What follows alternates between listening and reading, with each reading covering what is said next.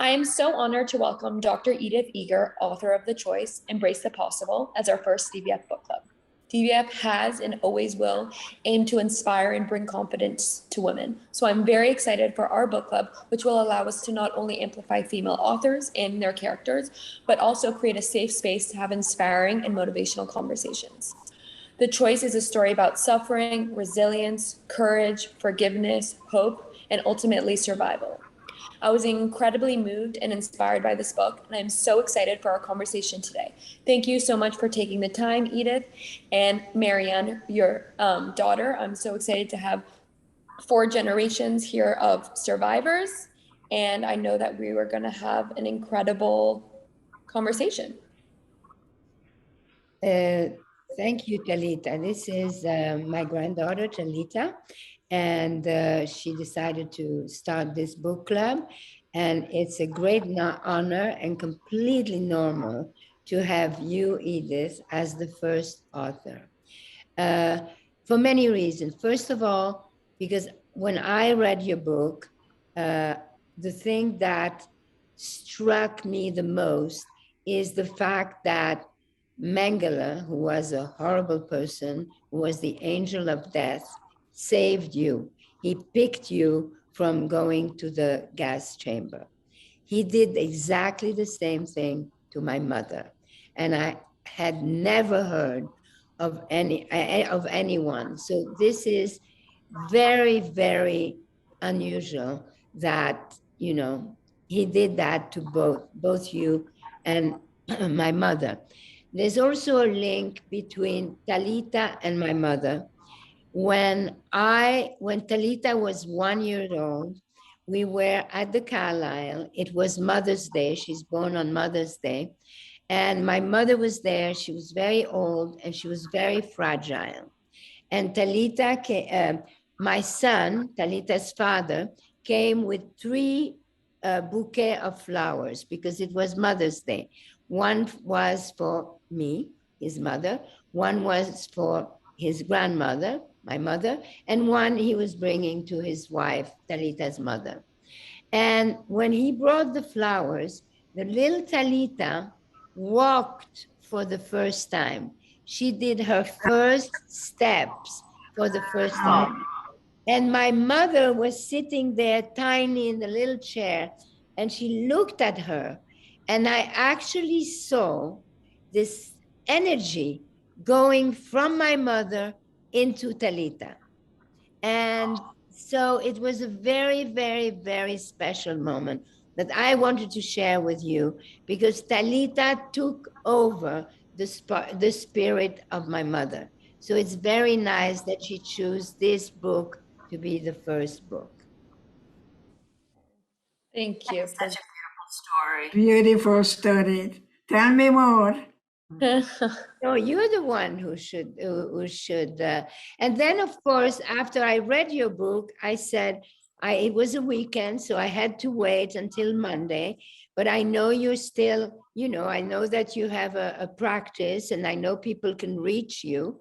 So I said to my assistant, we need to talk to you.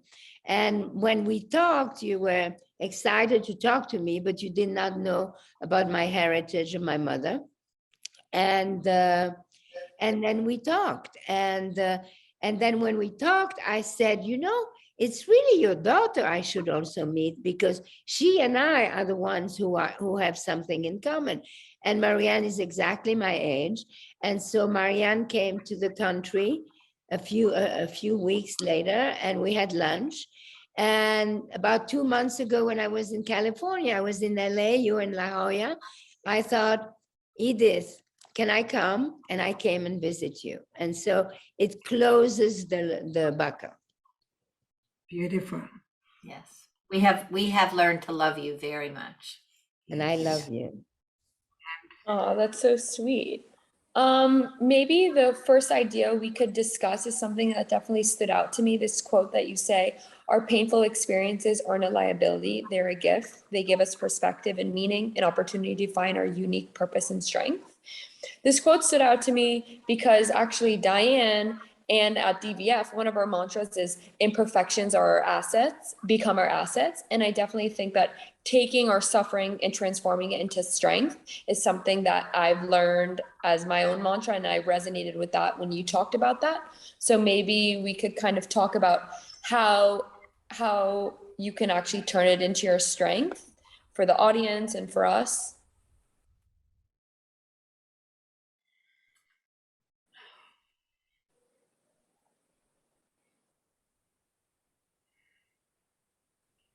So much is going on in my mind. I I'm trying to know. picture myself in front of Dr. Mengele when he was watching the dress that my father made for me. It was a blue dress with polka dots, and it had two bows. And I was watching him looking at my dress and wondering,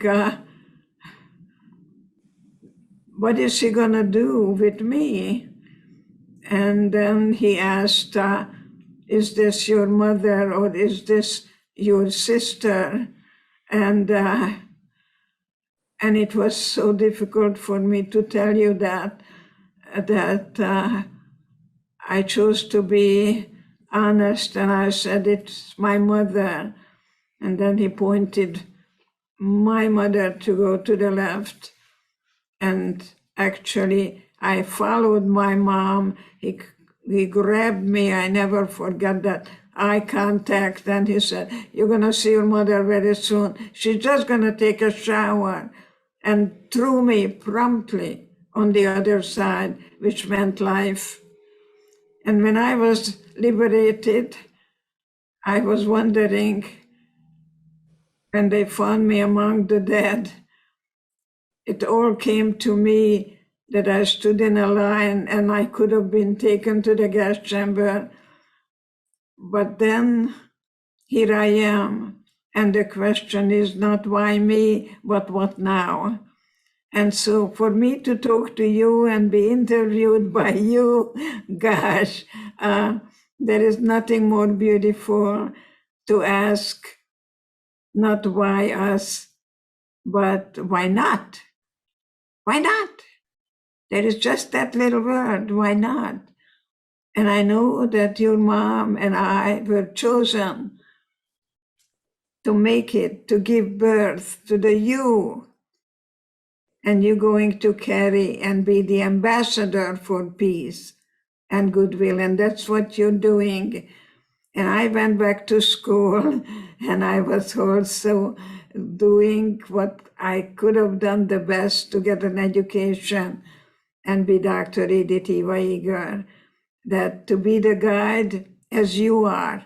I know they're calling you the grandmother of the Statue of Liberty. Godmother. Godmother. The godmother. The godmother. Close enough. Yeah. But what I do remember that I took the pacifier and threw it in the ocean because I didn't want my child to be different. And I was told I don't use pacifier in America. That wasn't true, but pacifiers are not good. My mom, it's not good. But I know. You see, Marianne and I, we were born out of nowhere. My mother used to say, she used to say, you never know what's bad, what's good for you, you know? So anytime something bad happened, she always say, well, something good will come from it. And in our cases, it's obviously the extreme, which is when any of my friends complained about anything, I always told them that story of my mother, and that would just make them shut up. You know, Talita, I love what you're talking about with weakness being strength, and that, you know, all of us, every human being on the planet, at some point, have episodes where you feel like things aren't going that well. I'm screwing up, or it's screwing with me, or there's something. And that is a critical moment, isn't it? And I love the fact that DVF also has this kind of statement, because to take something that feels like a disaster and realizing it's an opportunity to rethink, redo, reapproach, and redecide, but also then become successful in a new way, is really critical to having either a great life or a kind of good life or kind of a bad life. And it's the bottom line, I think. That's your choice. Yeah. And you talk a lot about the mind's power and how, the prison of the mind, escaping the prison of the mind, and fully accepting that freedom. And I think it's so hard. That's a hard thing to do. Of course, that's, it takes a lot of work to get to that point where you really can escape that mind prison. And I think this book is such a good way of really showing that it's up to you and your personal mind. No one else can control what you're thinking. And I know that everyone still today, no matter, the scale of the suffering or the scale of the problem, has the power to shift their own narrative. So I think that's such an inspiring way of looking at and shifting your hand. And all you have to do is change the yes but to the yes and. Just give me the but and I will give you and. Oh, I like that. I like that. Say that again. Explain more. Explain more. Well, anything that happens, I know that many times me as a mother, that I want to apologize to my daughter because I didn't know really much about compassionate listening. Then, I may have told my daughter that you're so beautiful, but you have pimples and you're getting fat or something like that, that I cancel the but completely, with what I'm going to say after the but. So I like to change the but to an and. Yes, and you are going to really truly be one of a kind, beautiful diamond, because there'll never ever be another you. I'm going to practice that. Every time I say but, I'm going to try to say and. That's a very good trick. Me too. I was just thinking about it. It's so true. We say something nice and then we invalidate it with a but. That's right. Exactly. We're not comfortable with just moving forward in a positive way. We always feel like we have to undercut things because, God forbid, you get too confident or you feel too good about yourself. I was invited to dinner, family that just came back from Germany, and mother introduced me to the children, the shy one, the giggly one, and so on and so forth. And sure enough, you give them a name, the shy is shy, the giggly is giggly. So we sit down, and I looked at the girl and I said, you have such a beautiful profile. And the mother kicked me under the table and said, don't tell her that, she'll be conceited. So now I'm learning that in this family, you don't get positive reinforcement. And she didn't allow me to even give a compliment to the daughter that, yes, she has a beautiful profile. And she could have said, yes, my daughter has a beautiful profile. It's just like her mother. How much do you think childhood and how you grow up really affects your attitude later in life? Do you think that even if you were a child that didn't get positive reinforcement, you can change that and you can end up changing it? Or do you think that your childhood does have a big impact? Have you noticed that with your own life? I know DVF is so influenced by her mother, and that perspective can be seen through her as well. So I know my mother looked at me very, very seriously, and she said, I quote, I'm so glad that you have brains because you have no looks. Magda was the pretty one. Magda was the pretty one. Clara was the child prodigy playing the Mendelssohn violin concerto, and I was the runt. And I think it's very important for us to see what we carry with us, because that helped me. I'm thanking my mother, because I went to school and I learned and I studied and I had my own book club. I became a very erudite teenager, studying the interpretation of dreams when I was 4 Of years old. Freud's. Of Freud, absolutely. Yeah. Thank you. Yeah. So Talita, because I'm a child psychologist, Yeah. can I give you another answer for that question? Yes, of course. You know, fortunately, parents aren't the only influence. And so if there is Did somebody, you say fortunately? Yes. Yeah, no, Fortunately, yeah, they're not the only yeah. And so, you know, it can be a teacher, it can be somebody else's parent. There's so many ways that kids can get the positive reinforcement needs that they need, and they only need one person to do it. The research on this is clear. Wow. We just need a little bit. And if we have a little bit and we take it seriously to ourselves, we have the beginning of the good self-esteem. If you get none of it, then you're kind of screwed. Maybe a dog will like you extra, but just to have, that's why teachers. Hope. But if you have somebody who defines you in a positive way, and you take that in, then all the other stuff may be there. It'll be there, and you have to deal with it. But there is the other side. And the self-esteem also has self-confidence. That is so important. But you know, no one gave me. I mean, my mother. My mother told me that she found me in the garbage, and it took her a full day to clean me. I was so dirty. So my mother, she never. I mean, she never gave me compliments, but she pushed me. You know, she just wanted me do it, go it. She never told me be careful. That's very rare for a mother.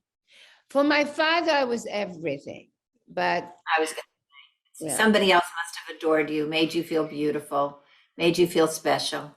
Did they call you an angel? No. Did your father call you a princess? He called me Momenu, ma petite maman, my little mother. His mother, who actually was killed by the Ukrainians. So. Oh my gosh. Yeah, I know. This is a difficult story. Talita, who built you? You didn't anybody. You definitely did, but so did my dad, so did my mom. I had a lot of positive reinforcement for sure. But even though your mother didn't necessarily give you positive reinforcements in terms of compliment, she gave you other things. You know, She made you never be a victim, which you have then passed on to us, which you also talk about in your book a lot, the idea of escaping the idea of a victim. And I think that's also something that we could talk about, the victimization and victimhood. She may have also given you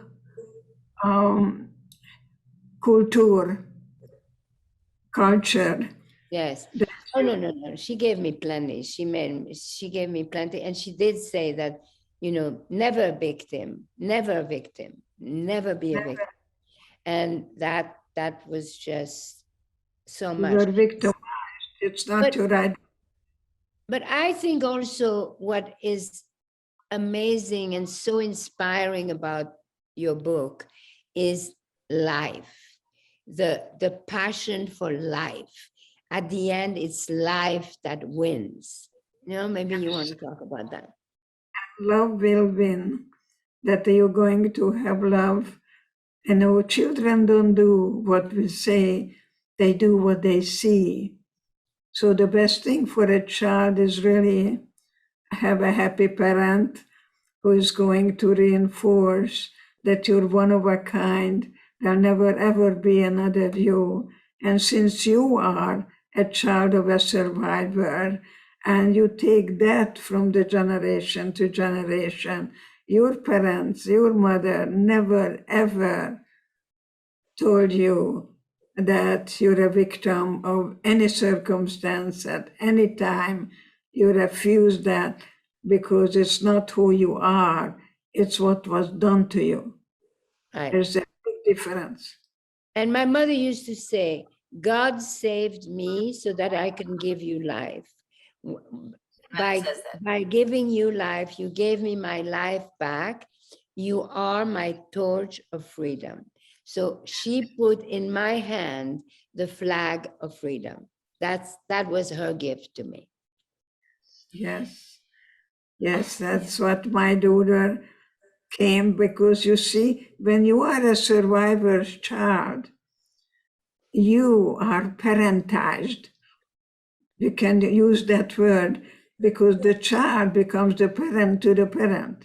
Yes. I didn't know I'm sure your mother didn't know what peanut butter was, and I'm sure your mother didn't know what tuna fish was, because we never had anything like that until we came to America. And our children become our parents.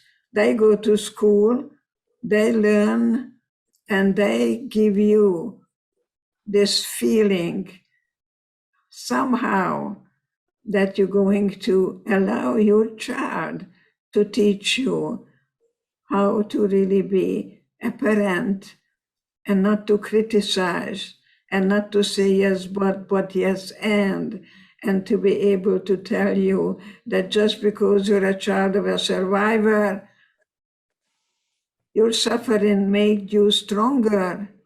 And that's what your mom was pushing you to really go through the valley of the shadow of death. But then you stay there, you go into the dark tunnel, and you're looking for that light. That's and, right. And push you and push you. So we would not repeat history. But as daughters, as children of survivor, Marianne, I'm sure you share this thing with me that we also worried so much about our mothers, because our mothers, even though to the world are so strong and such survivors, inside they have so much suffering. Well, we feel the vulnerability. But the other thing, I was just thinking about this for you, Talita, and for the younger people who are listening to this. You know, Diane and I have the advantage of knowing that life can be a very important place. And there is destiny to be had if you work hard and get there. And I do think that your generation, because we want so much to not have you guys suffer in any way, right? That there is also this sense of what is the purpose for your life and where are you supposed to go with it and what does it mean to you? You know, I didn't have that. I knew I had to find a purpose and I was going to work hard and I was going to be the best at it. And I was going to find the right man. And, you know, it was destiny, destiny, destiny for me. And I think, Diane, looking at your life, it was for you. But I think the next generations. Well, she's 2 generations after. Remember, I know that. I have a daughter in between. No, I know there's a daughter in between. That's what I'm saying, that this youngest generation has been so, I don't know, we've all wanted to take such good care of you and make life easy for you because we don't want you to suffer. But sometimes that suffering can actually do you some good. I think the most important thing that I know I wanted for my children and for my grandchildren is for them to be independent. Because if you give your children independence, then you give them freedom. Absolutely. And you can be too dependent or too independent, that you don't ask ever for anything because you know. And I think your mother also told you to share your secrets and not to suppress feelings as she did. You know, we wanted our children to be free, and there is that other 4-letter word, from, free from the ways that we were able to not grow where we are now. We didn't have post-traumatic stress disorder. We had cannibalism one day, and the next day we were liberated. And people will go through the gate and after a while come back. Martin Seligman calls it learned helplessness. We would just sit down. We didn't know what to do with our freedom. Escape from Freedom with Eric Fromm. You want to maybe get a hold of that piece of beautiful literature too. So I think our children have parents, that the parents know that they will not live their life vicariously through the children. Sometimes children grow up with a lot of guilt. I don't think your mother gave you any kind of guilt that you were responsible for her happiness. If you did that, I don't think your mother was. I have no guilt. I have no guilt. My mother didn't want guilt. She didn't want it. She I'm had really guilt, and she didn't want me to have no guilt, and she succeeded. My children want me to be guilty sometimes, but they always say, oh, you didn't do this, you didn't do that, but I have no guilt. But forgiveness is not me forgiving you for what you did to me. I think forgiveness is a gift that you give to you.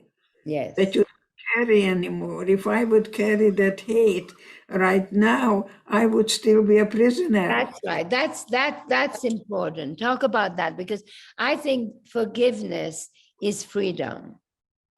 Yes, I give to you. And how would you define freedom to you? Like, what is freedom? Because obviously, even when you weren't free in the camps, you had some sort of level of mental freedom to be able to survive. So what would you define freedom as, and how can people listening that are obviously not in those extreme situations, how can they find freedom in their lives? I think Auschwitz was a place not for recovery, but discovery. Ooh. To discover the strength within me that no one could take away.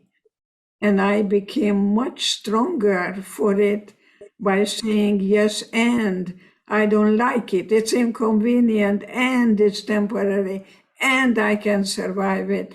That there was always hope in hopelessness, and never anything less than that.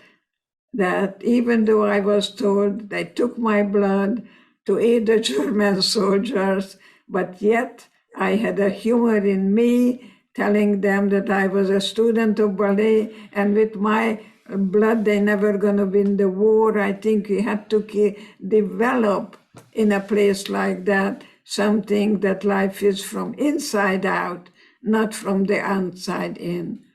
No one makes me happy but me. Yes. And what was the inside? Where in order to get that strength, where did you go inside? What was the little trick? Was it your conversation with yourself? Where did you go to get that strength of saying those things? I go to the third dimension. I cannot change my blood. I cannot change my blood. One thing I know about my ancestors, that they were slaves, and then they were walking on a desert over 40 years, and they never gave up. Never gave up. That's the blood I carry and you carry too, that there is always time to die. And I think that people who are suicidal, they may want to ask themselves two things. What do I have, what I don't have, and what do I want to get rid of, what I have now. And then you find out that you are in total charge of your thinking, your feeling, and your behavior. So guilt is in the past, worry is in the future, and the past is gone, and the future is not yet. So I live in a present. And that's why maybe you call it a present. I have that present to live my life to the fullest every day. To me, life is just one day. The morning sunshine is not coming back. And I live in a present. And I hope I think young, but not young and foolish. The My present, boyfriend, my boyfriend died of the boy for 6 years. And I cried rivers. And yet I know that I cherish that spirit that was sent to me for 6 years, and that spirit had to go home. So I am more at peace, much more at peace now than I was a month ago. I don't live in a past. I never forget it or overcome it. I don't know that term either, but I came to terms with it. I call it my cherished wound. There is a special place in my heart, and I know that part of me was left in Auschwitz, but not the better part, not the bigger part. And I never say why me, I say what now. what now? What It's now? You know, we can only focus on the present. The present is And the future. all we can change.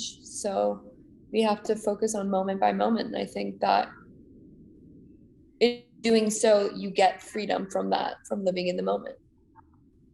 What you want to tell yourself if you may be going with a girlfriend, boyfriend, and if they leave, the good word to use is next. I agree. I agree. On to the next. On to the next. The next, yeah.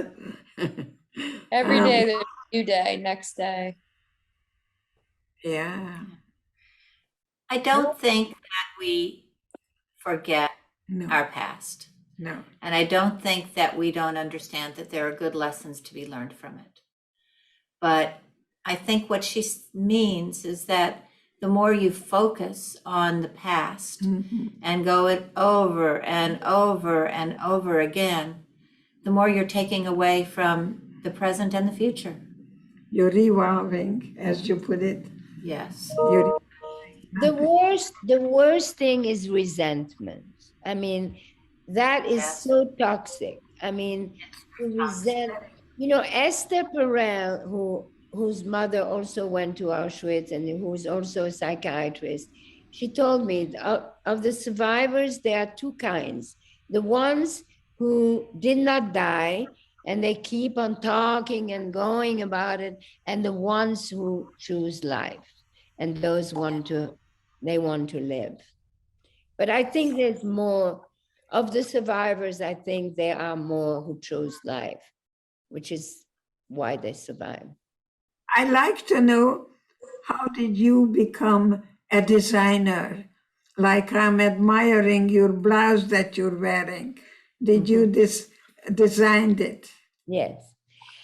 Oh, I became a designer I did not know what I wanted to do, but I knew that I wanted to be independent. I knew that I wanted to be equal to a man. I knew I had a lot of things to prove, a lot of things to prove, because I didn't think at the time so much that I was a daughter of a survivor. It was very abstract. It's much, much later, when I was already very successful, that I dealt with it. At the time, I didn't really want to know. I mean, I married a German prince. I mean, I went as far as possible from all of that. And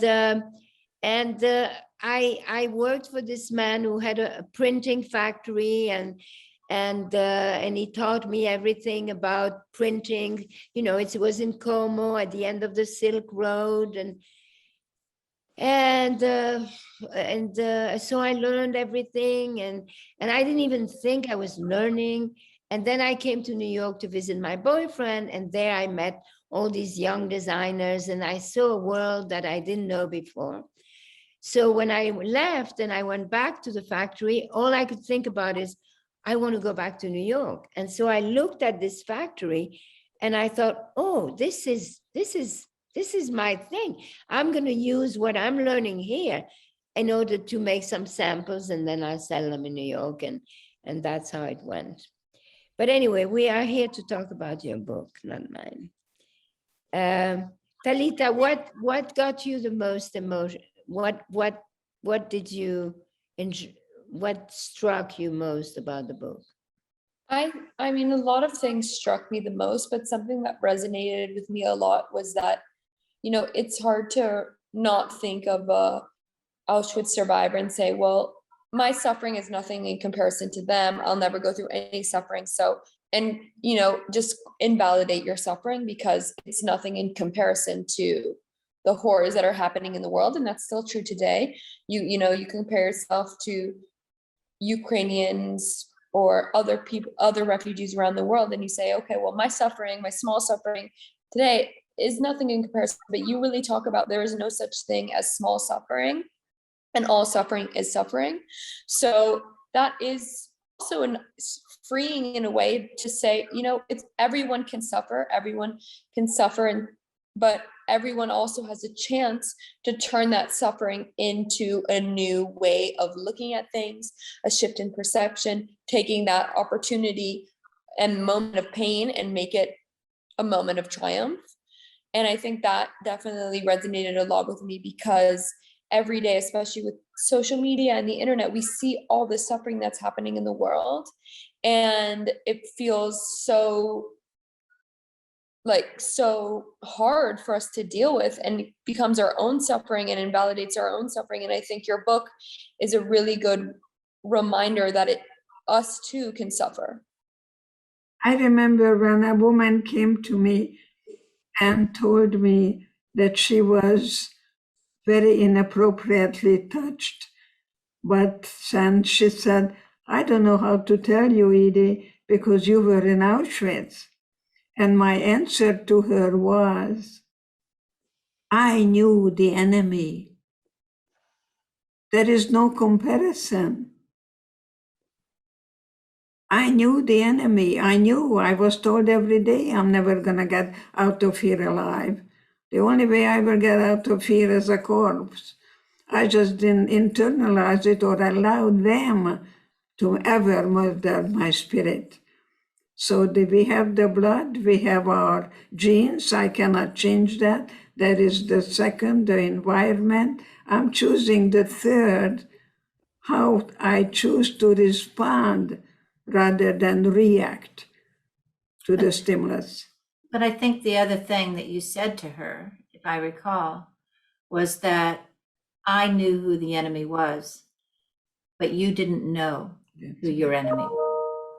So your suffering is a very different kind of suffering. And of course we have to talk about it. And we're not going to minimize it. Right. Or run from it, or forget it. It's funny. I always minimize the enemy. I refuse to, you know, somebody told me yesterday, how do I deal with this? It's so bad. Who was it? And I always think, how do we neutralize it?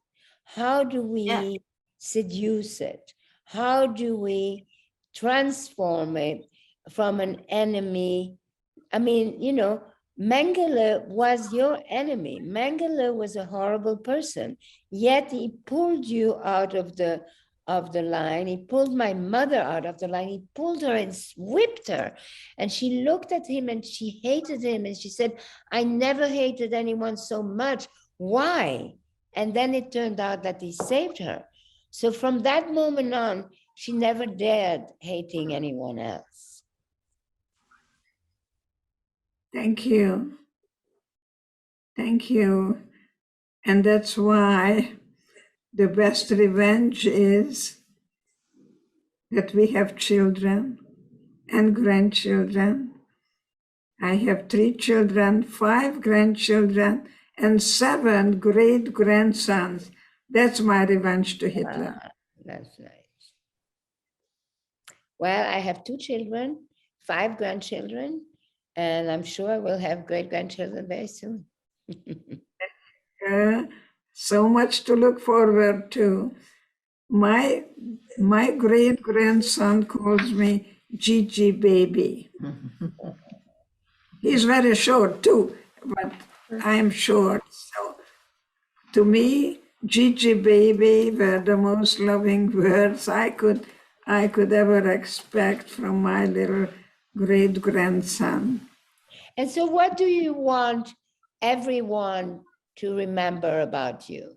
Your children, your family, but even your readers. What is the one message? What is your gift to the world? I like to be remembered as someone who committed her life to do everything in her power to see to it that your children, grandchildren, and great children would never ever experience what I did. I like to go for prevention. I like to do everything in my power. I just spoke to the mayor, Lily, whose mother was also in Auschwitz, who is now the mayor of Beverly Hills. Beverly Hills. Oh. Lily, B-O-S-S, B-O-S-S, Lily girl. And she does everything to see to it that anti-Semitism is going to go down and down and down, and not to repeat history, because history has a tendency to repeat itself. That's true. I think another thing that her message is to love yourself. Yes. Find who you are and love yourself. Plan ahead. Become the person you want to be. Try new things. Be flexible. Don't hate. I mean, I think if you read my mother's books, all these messages are there, and she believes them, and she lives them, and she's taught us to live them. And I think we hope that. I think it's also important for people who may not have read the book yet, but will, is that it's also riveting. You know, it's not like, ooh, it's so sad. There's a life in there. There's men. There's, you know, there's this life, and it reads like a novel. I mean, you know, it's a true story. I always say everyone is a novel, but I mean, your novel is an epic, you know, and I think that that's an example. I mean, all of this, the fact that we talk and we promote life is very important, because people need to be encouraged to live. Yes. And they need to be amused while they do it. I mean, this book is engaging. Yeah. And there are funny parts, and you know, yes, there's some sad parts, but basically it's a heroic book. And it feels to me so real. I should tell you a little story. When my mother decided to get this book written, we sat with the man who's her publicist, and he started off our moment by saying to her, you know, Edie, I know you have a lot of things that you tell people about your life, but this time you're going to have to tell people the whole truth. And she looked at me, and she's with tears in her eyes that I'd never seen, and she said, do I really have to tell everything that happened? And I said, no, you don't, but you don't get a book. And so she went back, and that's what this book is. So she has said things in this book that no one has ever said before. And the reality is that when she was done, she was free. she was free. She'd gone back in there, all those things that were hidden, and they came out, and she was free. And you don't have to go to the Holocaust to free yourself from things. And I think that's such a wonderful message in that book. It really is. Thank you so much. And this is just such a perfect book to start our book club, because there's so many important, long-lasting ideas and concepts that you continuously throughout your life will come back to. I know I definitely will. So thank you so much for writing this book and sharing your story, because it's touched me, and I know, and it's touched DBF, and I know it's going to touch, and it already has touched so many people. I want to tell you, my darling, well, first of all, that there'll never be another you. But I also like to tell you that you are the future. You are the ambassador for peace. And you have this grammar there, because children don't do what we say, they do what they see. You have that role model, and you're not competing or dominating, but you're cooperating with others. You transcend your me, and I, your ego needs. And that's what it took then, because all we had was each other then. It was cooperation, not competition, not domination. And all we have is each other now. So this is, when I came to America, I only knew one word was okay. And I didn't even have $6 to get off the boat. So the Red Cross gave me $6, which I repaid it, because I never owe anything to anyone. I pay my bills right away. I don't know anything to anyone. And I think that is what you are. You are the future.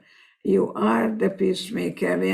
And one of the things that is important to say, that we have genocide, unfortunately, as we speak, but never in a history of mankind such a scientific and systematic annihilation of people existed, when 15 highly educated people decided at the end of the day that they can put 30,000 Jews into the oven without gassing them. So that's why you are the ambassador, to let people know that your great-grandparents didn't die in vain. And thank God that you're here and you're asking what now rather than why me. Well, thank you so much. Thank you. Wow. I will try every single day to be the ambassador of peace. So thank you so much. Thank you. And we all meet in Venice. Okay. Okay. Hey, Thank you so much. thank you so Talita. much. We're good. September is my daughter's birthday and my birthday as well. When? I'm a Libra. I look at both sides of everything. She's When? the Oh, 29th. She's the 29th. 29 of what? September, her birthday. Okay, great.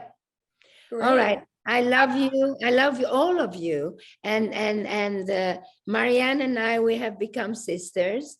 And we love you, Edith. And it was a great privilege to introduce you to my oldest granddaughter, who has the spirit of my mother inside her.